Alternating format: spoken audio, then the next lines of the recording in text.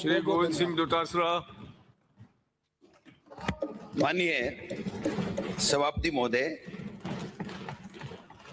सबसे पहले तो मैं मेरे कृषि मंत्री जी जो ग्रामीण विकास मंत्री भी हैं वो काफी दिनों से उदास हैं।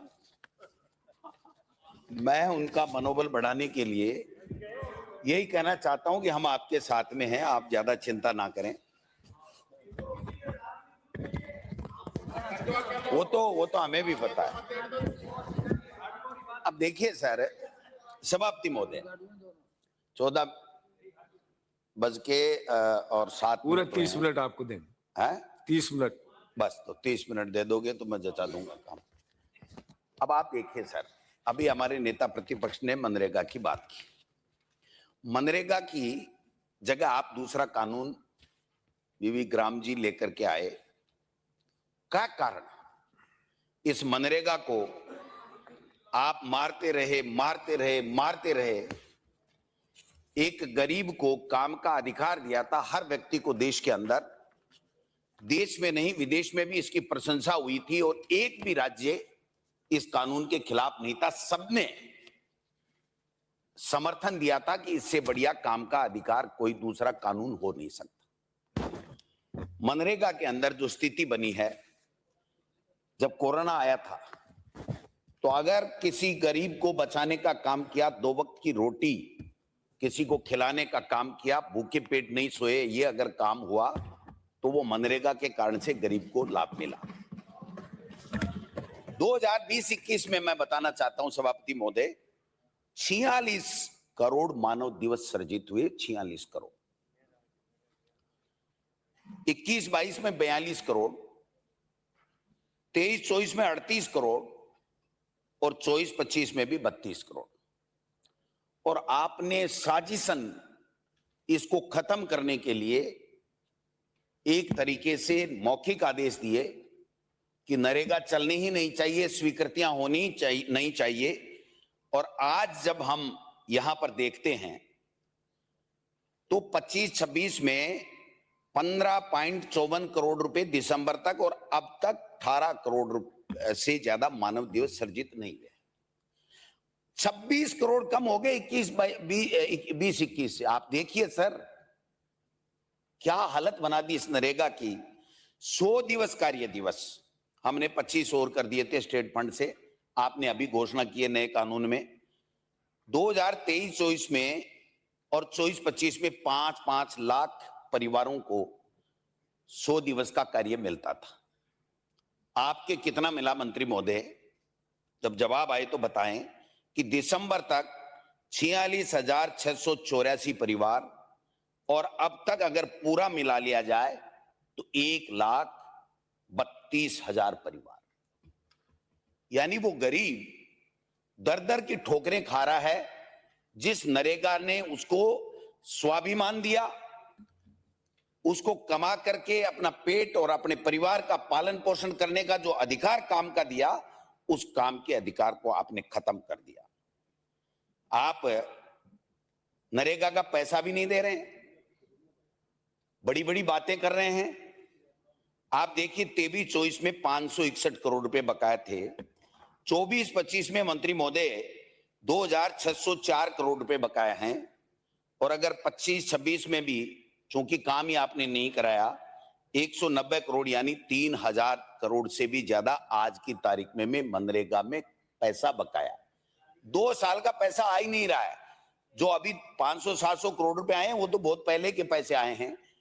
आप बड़ी डबल इंजन की डींगे हाँकते हैं, मुख्यमंत्री जी भी बड़ी बड़ी बातें करते हैं, तो फिर नरेगा का पैसा ही नहीं दे सकते तो आप किस मुंह से इतनी इतनी बड़ी बातें कर रहे हैं? गरीब को काम नहीं दे सकते, पैसा नहीं दे सकते। तो मैं समझता हूं कि ये इस तरीके से आपने बहुत बड़ा एक गरीब के साथ में धोखा करने का काम किया है। और जो भी योजना है वो इंप्लीमेंट कौन करता है सर? पंचायत राज के कार्मिक करते हैं। इनका अपना कोई नहीं होता है, जितनी भी योजनाएं हैं। और अगर किसी भी कार्मिक ने अगर काम नहीं किया तो फिर हमारे कृषि और ग्रामीण विकास मंत्री जी को मदन दिलावर जी जो पंचायत राज मंत्री हैं, इनके सामने घर पे जाके गिड़गिड़ाना पड़ता है कि एक वीडियो एक ग्राम विकास अधिकारी का तो आप ट्रांसफर कर दीजिए। ये पहली बार हुई है इस प्रदेश के अंदर, किसी भी राज्य में नहीं मिलेगी कि पंचायती राज के साथ में ग्रामीण विकास को अलग कर दिया जाए।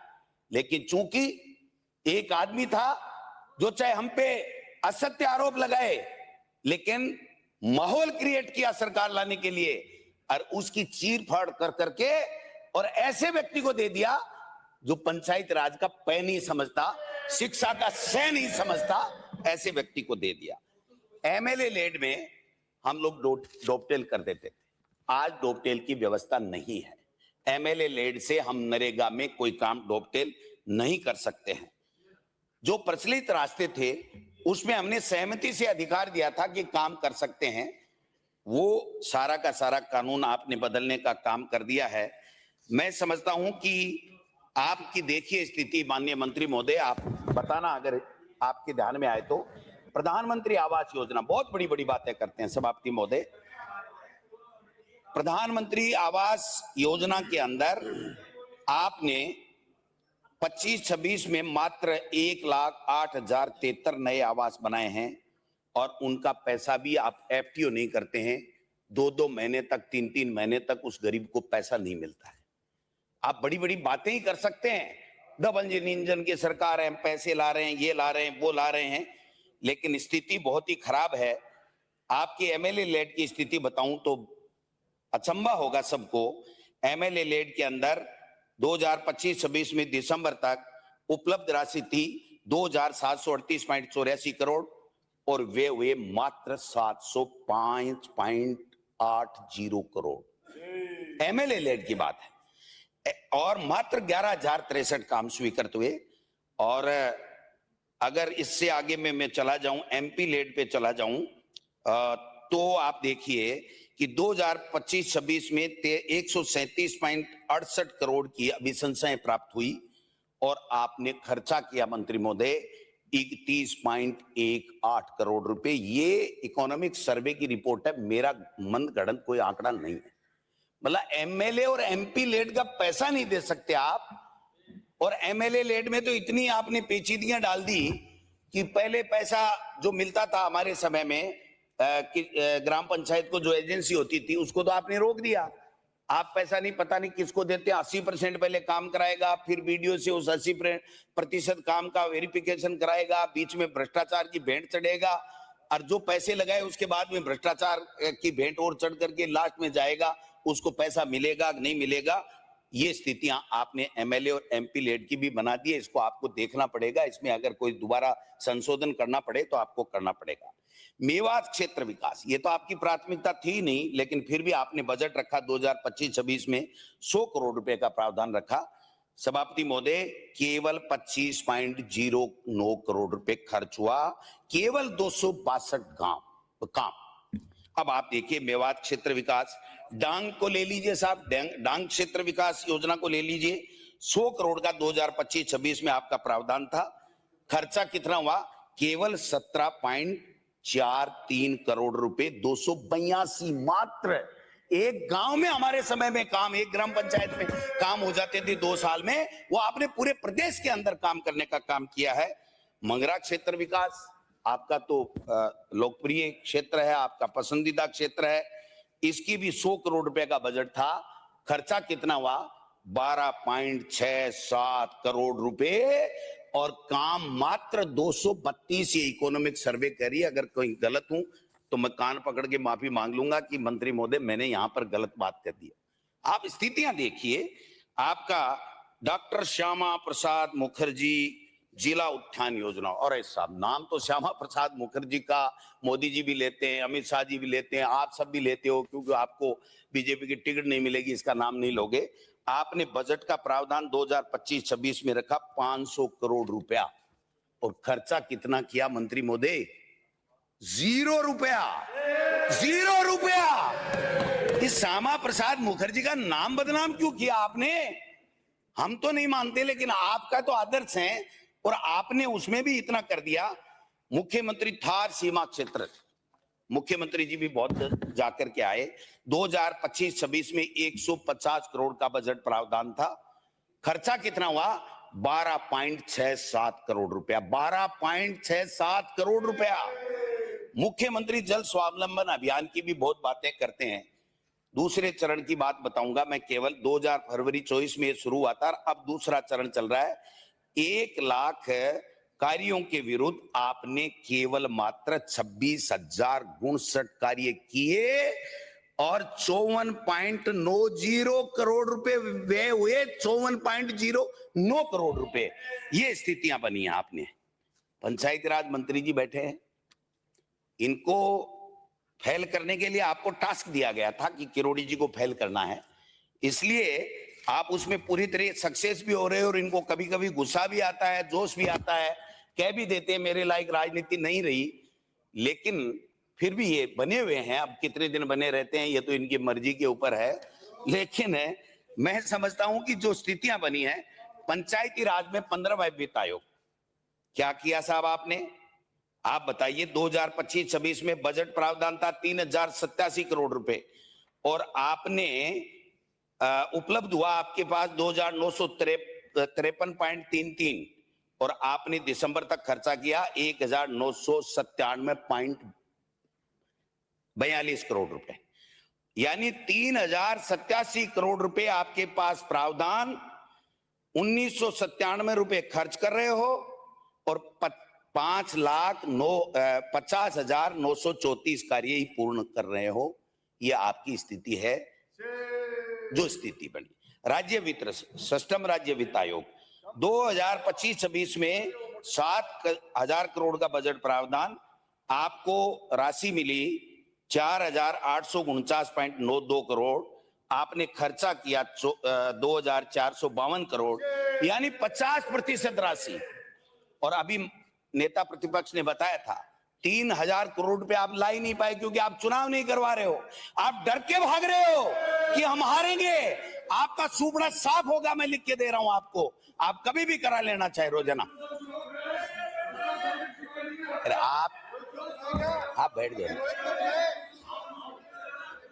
बैठ जाओ, बैठ जाओ, बैठ जाओ, बैठ जाओ, बैठ जाओ। आपको सुन लिया, लेकिन मैं लिख के दे रहा हूं जब तक ये देवनानी जी कुर्सी पे है ना तब तक आपको कोई मंत्री, राज्य मंत्री भी नहीं बनाएगा। लिख के ले लेना मेरे। अब आप देखिए सर, आगे चलिए आप। राज्य पंचायत, ये जो पंचायत राज संस्थाओं में जो आप पैसा दे रहे हो, कोई भी योजना में खर्चा हो गया, आपने उसके ऊपर जो लगा रखा है लिमिट फिक्स कर रखी है, इतना ही पैसा मिलेगा। अभी जो 15वें वित्त आयोग का और 6ठे वित्त आयोग राज्य का जो पैसा दिया, उसमें क्या भेदभाव किया आपने? भरतपुर में 2 महीने पहले मिल गए। पूरे राजस्थान में जहां कांग्रेस जीती हुई है, जहां कांग्रेस के विधायक हैं, वहां पैसे नहीं दे रहे हो। भरतपुर अकेले से जीत के आ जाओगे क्या? मैं लिख के दे रहा हूं, अगर हमारा मुख्यमंत्री भरतपुर से चुनाव लड़ ले और जीत के आ जाए तो मुझे बता देना। क्या बात कर रहे हो? दे रहे हो, जीते सांगानेर से पैसा दे रहे हो, भरतपुर और सीकर को और सबको गायब कर रखा है, गंगानगर को गायब कर रखा है। और आपने केवल और केवल, चाहे प्रधानमंत्री आवास योजना हो, चाहे पंचायत राज का कोई भी स्कीम का पैसा हो, ये एफटीओ 2-2 महीने तक जारी नहीं होते। माननीय सभापति महोदय, ये इनकी स्थिति बनी हुई है। इसलिए मैं निवेदन करना चाहता हूं कि आप इसमें सुधार कीजिए। आप परिसीमन 12-12 महीने तक कोई परिसीमन चलता है क्या? और परिसीमन कौन कर रहा है? कानूनन मुख्यमंत्री जी ने और कैबिनेट ने मदन दिलावर जी की अध्यक्षता के अंदर परिसीमन की कमेटी बनाई, मंत्रिमंडलीय कमेटी। मैं ऑन ओथ यहां पर खड़ा होकर कह रहा हूं, अगर मुझे गलत साबित कर दो तो जो कहो सो करने को तैयार हूं। राजेंद्र राठौड़ और अरुण चतुर्वेदी जी ने किया, आपकी 1 इंच भी नहीं चली। मुझे जो सूचना है, आपने केवल अपनी एक पंचायत को कम ज्यादा कराने के लिए, परिसीमन में लेने के लिए सीएमओ तक आप चले गए और उसके बाद में सीएमओ के एक अधिकारी की बड़ी मेहरबानी हो गई। राजेंद्र राठौड़ जी ने आपत्ति की कि कौन होता है वो, हम लेकर के आए हैं अधिकार, हम ओटीएस में बैठ करके अधिकारियों के सामने हम करते हैं। और आपको उस अधिकारी ने जीवन दान दिया, वरना आपके खुद के विधानसभा क्षेत्र की एक पंचायत भी आप परिसीमन में ठीक नहीं करा सकते, इससे ज्यादा शर्म की क्या बात हो सकती है। मैं आरोप लगा रहा हूं सभापति महोदय, पंचायत राज के नाम से आपने जो कुंडा किया इस प्रदेश का, मैं समझता हूं इतिहास याद रखेगा और आपको भुगतना भी पड़ेगा।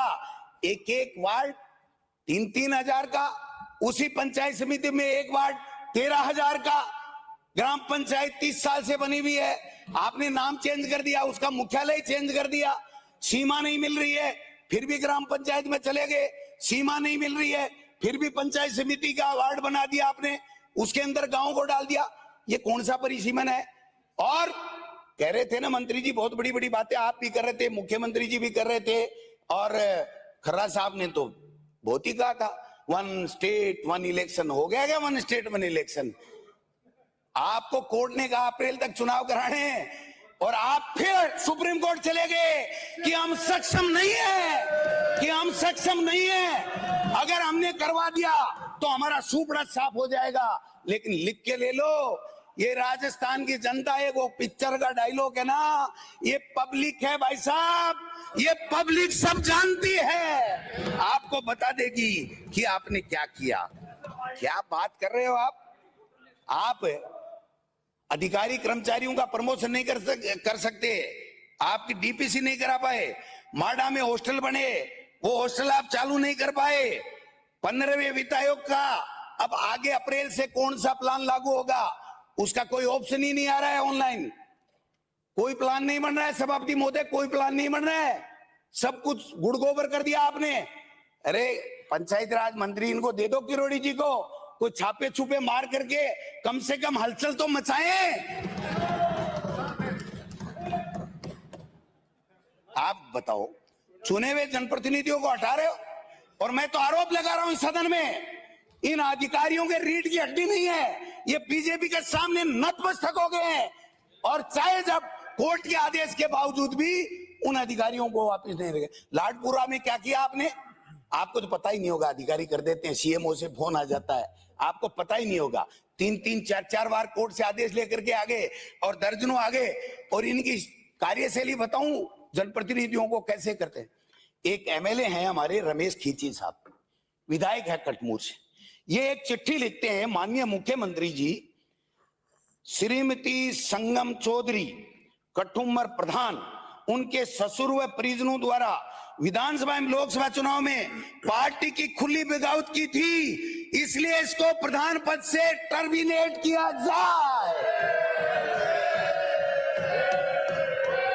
ये है, ये मॉडल है, इसको कहते हैं आपका मॉडल पंचायती राज का, जो पंडित जवाहरलाल नेहरू ने और महात्मा गांधी जी ने जो सपने सजोए थे उसकी धज्जियां उड़ा रहे हो, अब कह रहे हो ताली पीट रहे हो।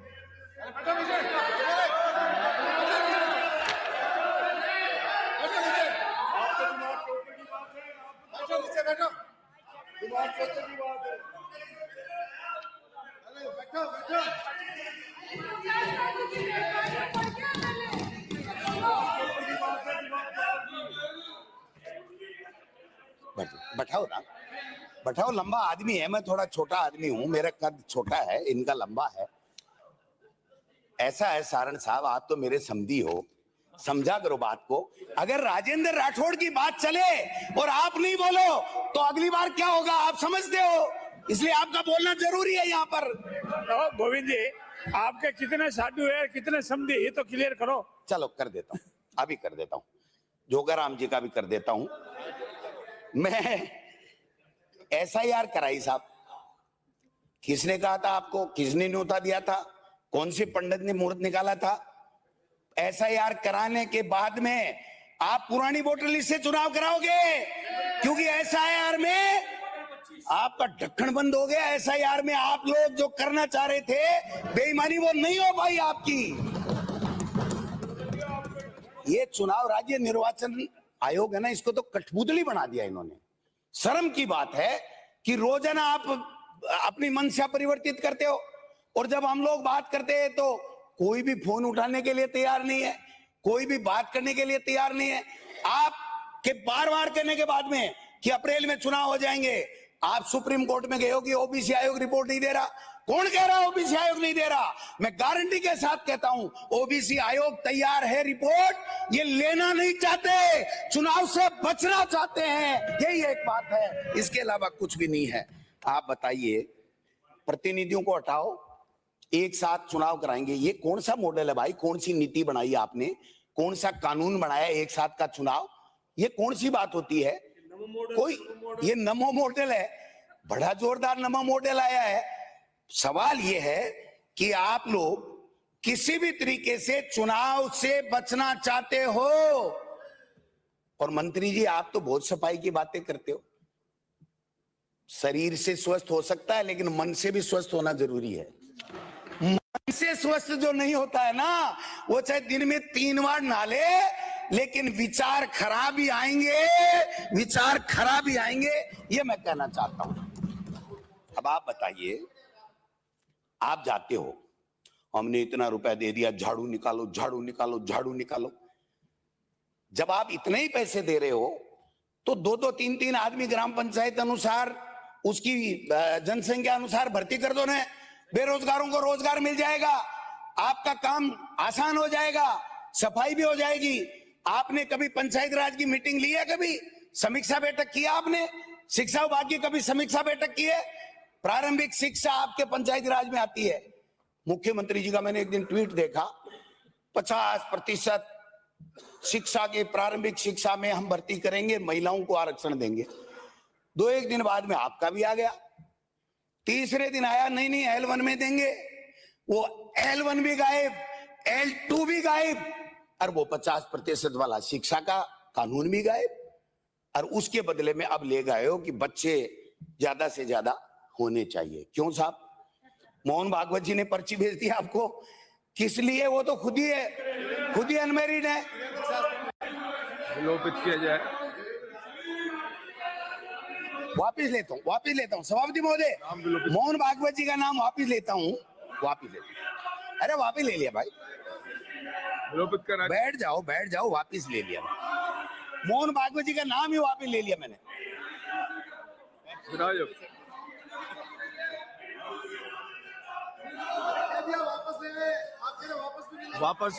वापस ले लिया नाम। सभापति महोदय, चलो आरएसएस से पर्ची आई, मोहन भागवत जी से नहीं आई, आरएसएस कार्यालय से आपके पर्ची आई, इसलिए आपने कर दिया। एक मैं कहना चाहता हूं, मेरा आरोप है, मंत्री जी आप जांच करा लीजिए, मैं सीधा आप पे आरोप नहीं लगा रहा हूं आपकी तरह। मेरा आरोप है, एक मुकेश महेश्वरी नाम का एससी है आपके यहाँ, वो हर कंस्ट्रक्शन पे, हर पंचायत समिति में जाता है, धमकाता है और कहता है एक पंचायत समिति की बिल्डिंग जो बन रही है उसमें 10 लाख रुपए मेरे को घूस के चाहिए। मेरे नेचवा में अध्यक्ष महोदय, पहले नोटिस दिया, सिवा किसी अधिकारी पर आरोप नहीं लग सकते। नोटिस दे, एक्सप्लेनेशन ले, ऐसे नहीं लगा सकते आरोप। अधिकारी का पक्ष ले रहे हो? पहले नोटिस दो, इन पे लगा ही नहीं रहा, नोटिस मैं इन पे लगा ही नहीं रहा। अधिकारी पर माननीय सदस्य बिना तथ्यों के, या तो तथ्य हो तो तथ्य रखे आप, तथ्य है ना, अधिकारी का नाम तो रखे। आप अधिकारियों को क्यों बचा रहे हो? मैं नहीं बचा रहा, पर क्यों बचा रहे हो? अधिकारियों का आप नाम मुकेश महेश्वरी, आपके पास कोई तथ्य इनके नाम का दुरुपयोग करता है, मंत्री जी के नाम का। मैं मंत्री जी पे आरोप नहीं लगा रहा, क्योंकि ये तो छोटी रकम लेते ही नहीं है। अधिकारी पर भी यदि आपके पास कोई तथ्य है तो तथ्य ये काम करते ही नहीं है। मैं निवेदन करना चाहता हूं कि मंत्री जी, मेरी बात में अगर असत्यता हो तो मैं सार्वजनिक रूप से ये कहूंगा कि मैंने गलत बात कही, मैं इसके लिए सॉरी फील करूंगा, लेकिन मैं सही कह रहा हूं कि मुकेश महेश्वरी नाम का बेजा इस्तेमाल करता है, पूरे डिपार्टमेंट में बदनाम है, हर जगह जहां जहां भी गया है वहां पर उसने बेईमानी करने का पूरी कोशिश की है। आप कृपया उसको दिखवाएं, अगर अच्छा समझते हो तो, नहीं समझते हो तो मुझे कोई आपत्ति नहीं है। सवाल यह, मेरा काम था कहना, आप मंत्री महोदय मंत्री बने, आपने प्रतिनियुक्ति के लिए कहा कि 3rd ग्रेड का टीचर जिले की नौकरी में होता है। आई एग्री, जिले की नौकरी होती है। जो एलडीसी है पंचायत राज में, वो स्टेट का है क्या? वो भी जिले की नौकरी है। जिले की नौकरी है, उसको आप ट्रांसफर नहीं कर सकते। आपने हजारों के लगभग ग्राम विकास अधिकारियों को डेपुटेशन पे एक जिले से दूसरे जिले में लगाया। भ्रष्टाचार की बू आती है ऐसे काम करने से। आपको बचना चाहिए। और हो सकता है आपको पता भी नहीं हो, अधिकारियों ने चेप दिया मीटर, ये भी हो सकता है। पता है तो आप बता देना कि किसी भी विभाग में एक जिले की नौकरी वाला व्यक्ति या एक विभाग में दूसरे में जाने प्रतिनियुक्ति में फाइनेंस की स्वीकृति की आवश्यकता होती है। आप ट्रांसफर करते, हमें कोई आपत्ति नहीं अगर नियमों में है तो, लेकिन आपने उन ग्राम विकास अधिकारियों को प्रतिनियुक्ति में बैठा रखा। मेरे यहाँ लक्ष्मणगढ़ में, नेछवा में नागौर से आए हुए हैं, श्री माधोपुर के अंदर चित्तौड़ से आए हुए हैं, दोद के अंदर वहां से जोधपुर से आए हुए हैं, कहीं पाली से आए हुए हैं। उनकी क्या लायबिलिटी है साहब?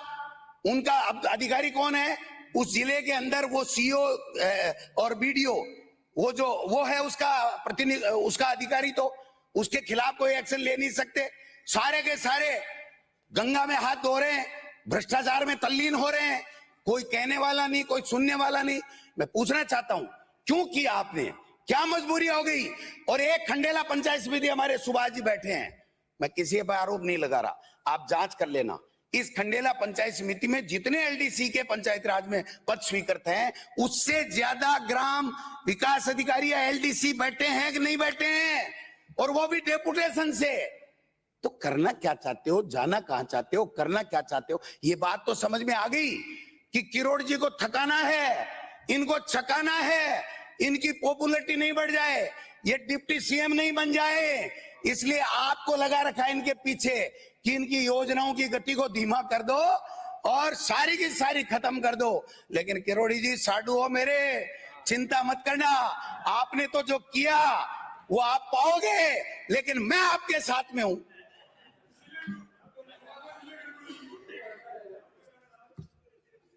आप अधिकृत हो, कुछ भी बोले, लेकिन हमने राष्ट्रीय स्वयंसेवक संघ की शाखा पर राष्ट्रभक्ति सीखी है। हमारा काम है राष्ट्र की सेवा करना, राष्ट्र को मजबूत करना। हम पद के पीछे नहीं भागते हैं। और हम गीत गाया करते थे, वहाँ गीत गाया करते थे, पथ का अंतिम लक्ष्य नहीं है सिंहासन चढ़ते जाना, सब समाज को लिए साथ है, आगे है बढ़ते जाना। देखो संघ की बात की, चलो आप शाखा में जाते हो। किरोड़ी जी एक मिनट, मंत्री महोदय ये बताओ, वहां भैंस का दूध पिलाया जाता है, गाय का दूध पिलाया जाता है? ये बताओ आप तो पहले गाय का दूध पिलाया जाता है या भैंस का दूध पिलाया जाता है? वहां पर दूध पिलाया जाता है रानी लक्ष्मीबाई का, जमीनी बात। वहां पर दूध पिलाया जाता है तेजा जी का, चंद्रशेखर का, भगत सिंह का, सुखदेव का, आजाद का, सरदार पटेल का, तिलक का। वो तो हमारे लोक देवता हैं, हम भी पूजा करते हैं, लेकिन पहले तो ये टेस्ट कराओ कि हमारे पंचायती राज और शिक्षा मंत्री जी भैंस का दूध पी के बड़े हुए हैं, गाय का दूध पी के बड़े हुए हैं, ये तय कराओ। ये कौन सी बजट की डिबेट है और आप अलाउ करते जा रहे हैं? कौन सा दूध पीते हैं मंत्री जी? ये डिबेट है, डिमांड है। बता देंगे तो आपको क्या तकलीफ है? आपको क्या तकलीफ है? डिबेट में तकलीफ है, ये बता दीजिए।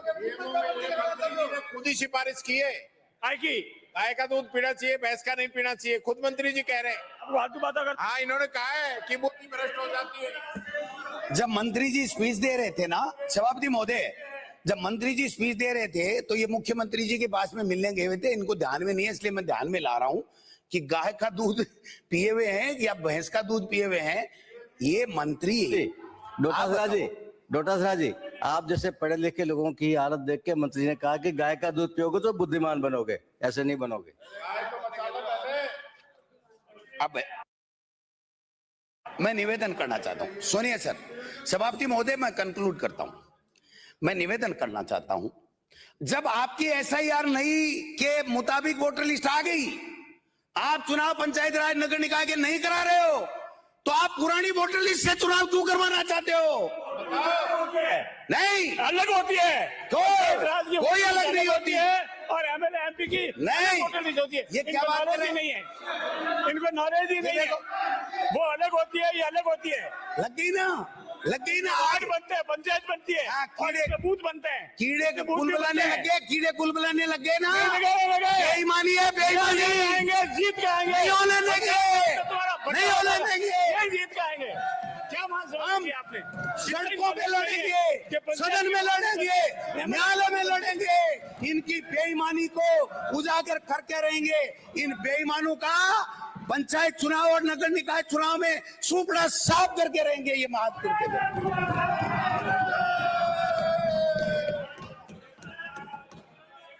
3,000 करोड़ रुपए का चूना लगा रहे हो, पंचायत चुनाव नहीं करवा करके खत्म कर रहे हो ग्रामीण विकास को। बैठ जाओ, बैठ जाओ, बैठ जाओ, बैठ जाओ। वकील बीच में तभी खड़ा होता है जब उसको फीस मिलती है, आपको फीस थोड़ी दी। दिखाते हैं, अपनी डिबेट कीजिए और हासिल को संबोधित कीजिए, इतना सीखिए। आता जाता टक्का ही नहीं। बैठ जाओ, बैठ जाओ, बैठ जाओ, बैठ जाओ। सीएम साहब ने नोट कर लिया, ये जाके बता देंगे अधिकारी। कौन होटलों में बंद रहे और बिरला ऑडिटोरियम में क्या भाषण दे, ये हमारी कल्चर नहीं है। बिरला सुनो, छोड़ो बिरला ऑडिटोरियम में। आपने खुद ने कहा था जोधपुर में एयरपोर्ट में घुसने नहीं दिया कि जो 1 लाख रुपए मुख्यमंत्री को देता है ना, वही अंदर जा सकता है। ऐसी बातें हैं, क्या बात कर रहे हैं? रहने दो मेरे से। मेरा नाम गोविंद डोटासरा है। अगर सांस भी निकाल लिया साधु साहब को पूछ लेना, ये सही बैठा रहे हैं, वरना मैं चौकड़ी बुला दूंगा, चौकड़ी बुला दूंगा बीच में बोलते। तो चौकड़ी बुला सकते हैं, याद रखना। बैठ जाओ। तुम माननीय सभापति महोदय, बिराजिए। चौकड़ी कौन भूलेगा? अभी तो 2,000 करोड़ रुपए का मिड डे मील का मामला अटका हुआ है, आ रही है फंदा। बिल्कुल ठीक, मिड डे मील की जांच हो रही है, हम लोग स्वागत करते हैं। लेकिन मंत्री जी, 6 केस हैं 14 में से जिस पे आप हाईकोर्ट से बेल पे हो, उसकी बात करो। रहने दो, कैसे लेकर के आया हूं आपका पूरा लेकर के आया हूं माननीय सभापति महोदय, मैं। माननीय 6 सभापति महोदय, हाईकोर्ट के मेरे ऊपर हुए अंदर 6 केस है। केसों में इन्होंने ये लोग राष्ट्र अध्यक्ष 6 केसों में की हत्या कर जेल दी में है। बैठे। वो 300 वरना का आप केस जेल के है। सलाखों में जिस होते। प्रकार का केस लगा आप जेल के सलाखों में होते। और केस ये क्यों मैं नहीं लगाएंगे? अगर आप मेरे ऊपर हाईकोर्ट से जयपुर में अगर संजय हाईकोर्ट सर्कल से थाने जेल में नहीं आते, ये केस दर्ज करा, आप जेल के सलाखों में होते। बेल- आप जेल के सलाखों में होते। बेल पे होना बढ़ाइए, बढ़ाइए। मेरे बराबर बेल पे का तो- नहीं है। नो, बिराजिए। मेरे बराबर के नहीं हो। आप बिराजिए, मानिए। आप भैंस का दूध पीते हो, मेरे बराबर के नहीं हो। मानिए, बिराजिए। कर रहा हूं ना, 6 केसों वाली बात तो इन्होंने छेड़ी, तब मैंने छेड़ी। बहुत हो गया, समय हो गया। मैं तो कहता ही नहीं हूं। बात नहीं। यही है। अब बिराजिए। लबे लबा आखिरी में 2 मिनट कंक्लूड कर रहा 1 हूं। मिनट में अपनी बात समाप्त। 1 मिनट। मनरेगा को खत्म मत करो, आपको गरीब की हाय लग जाएगी। पंचायती राज नगर निकाय के चुनाव कराओ, राजस्थान को बर्बाद मत करो। और पंचायती राज और ग्रामीण विकास मंत्रालय किसी भले आदमी को दो, पंचायती राज इनसे हटाओ श्री और राजेंद्र शिक्षा बाबू। हटाओ। अगर प्रदेश को बचाना है तो श्री ये राजेंद्र उजूल बाबू, उजूल बातों से अंकित कुछ हो। नहीं होगा। महोदय, माननीय सभापति महोदय, जैसा गोविंद सिंह डोटासरा ने भ्रष्टाचार के ऊपर जो बात कही है, जैसा भ्रष्टाचार के ऊपर बात कही है, अगर डोटासरा जी में हिम्मत है, डोटासरा जी हिम्मत है, नैतिकता है, बताइए। अशोक गहलोत जी के सामने शिक्षक सम्मेलन में सब लोगों ने कहा था कि ट्रांसफर में पैसे लिए जाते। अगर उस बात में हिम्मत हो, बताइए उस बात पे। अशोक गहलोत जी के सामने, मुख्यमंत्री के सामने ट्रांसफर में पैसे लेने में सारे शिक्षकों ने 2-2 हाथ खड़े करके बोला था। एक शब्द आपसे नहीं बोला गया, एक शब्द आपने। भ्रष्टाचार पे बात करना आसान है, लेकिन जब बात आएगी उसका जवाब देना भी होगा। रही राहुल गांधी से लेकर के सोनिया गांधी तक नेशनल हेराल्ड के केस में बेल पर है, आप उस पर भी बात करो। बिराजिए, राहुल गांधी, बिराजिए, सोनिया गांधी महोदय। के बेल पर। बिराजिए। श्री राजेंद्र बाबू, आप भी बिराजिए। बिराजिए, मानिए। माननीय माननीय अध्यक्ष माननीय महोदय, गोविंद सिंह जी, प्लीज आपने मुझे मांग संख्या 52 व 53 प्लीज। अर्थात पंचायती राज एवं ग्रामीण विकास पर बोलने का अवसर प्रदान